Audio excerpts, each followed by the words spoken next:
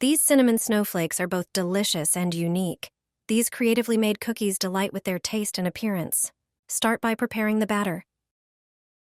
Blend together milk, eggs, flour, sugar, and salt. Pour 2 cups of milk into a blender. Add 3 eggs and just under 3 cups of flour. Finally, add half a cup of sugar and a pinch of salt. Blend until smooth. Transfer the batter into a piping bag placed in a glass for stability, then cut a small hole at the tip. Heat oil in a pot to 150 degrees Celsius. Using a strainer as a mold, create snowflake-like patterns on its outer surface with the batter. Dip the tool into the hot oil and fry for 10 to 15 seconds. In a separate bowl, mix sugar with 3 tablespoons of cinnamon. Once the snowflake cools slightly, coat it in the cinnamon sugar mixture. You can also dust it with powdered sugar for an extra touch.